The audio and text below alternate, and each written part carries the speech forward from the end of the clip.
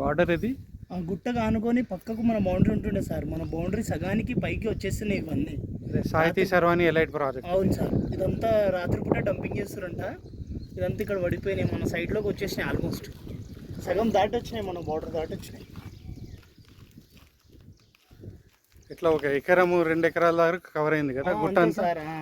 Maximum ఒక 1 acre cover అయిపోయింది sir ప్రస్తుతానికి. వదిలేస్తే ఇంకెక్కువ. ఎవరిది పోసేది? అక్బర్ అంట సార్. అక్బర్ అంటే ఎవరు కాంట్రాక్టర్. ఏ టైంలో పోస్తున్నారు? నైట్ 10-11కి వస్తున్నారు సార్. 11-12 అంట.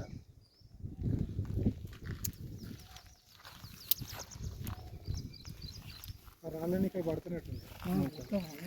అన్ని రాళ్ళు పైనుంచి కింద పడుతున్నాయి. ఇదంతా మన బ్లాస్టింగ్ అనుకోండి కదా, మనం చేసిన బ్లాస్టింగ్లో నీళ్ళు అన్ని రాళ్ళు పడుతున్నాయి. ఇక్కడ వరకు ఇది కూడా ఈ రాళ్ళు కూడా పడుతున్నాయి. ఇది పడ్డదే.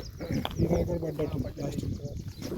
క్లీన్ ఉంటుండే ఇక్కడ మొత్తం క్లీన్ ఉంటుండే సార్. రౌండ్కి వస్తుండే కదా.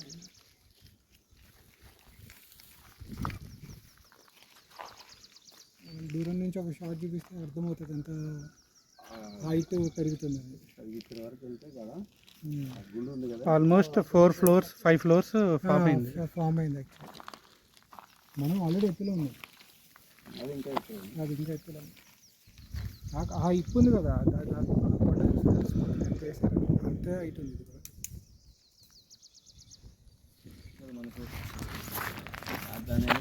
కూలిపోయినాయి. ఒక ట్రయాంగిల్ వస్తుంది అక్కడ. పోతున్నారు అన్నీ. దీంట్లోకి వెళ్ళారు సార్. మీ మ్యాట్ ఇక్కడ బబుల్ టాప్స్ ఉన్నాయి రూమ్లో, అవి 4 పోయినాయి. మా సామాన్ గ్రీన్ పక్క నుంచి వెళ్ళాం కదా లోపలికి. దూరం ఆ గుట్ట నుంచి వచ్చాం మనం. ఇటు సైడ్ కూడా ఇక్కడ ఒక టెంట్ ఉంది. అదే టెంట్ బోర్డు. అక్కడ బోర్డు, బ్లూ బోర్డు ఉంది కదా, అది హోమిక్స్ ల్యాండ్. ఇవన్నీ పడిపోయినాయి. ఈ బార్డర్ పడిపోయింది. ఇక్కడ షీట్ ఉండేది, ఈ షీట్ అంతా పోయి అక్కడ నుంచి చెత్త వేస్తున్నారు. ఇక్కడ నుంచి కూడా ఇన్ని పక్కల కబ్జా చేస్తున్నారు. అది చెప్పాలి. అదే కబ్జాని మనం వదిలేసుకుంటే ఇబ్బంది అవుతుంది మనకి. అదే ల్యాండ్ కబ్జా అవుతుంది. ఎంక్రాచ్మెంట్ అంటే ఇటు సైడ్ నుంచి అవుతుంది, అటు సైడ్ నుంచి అవుతుంది.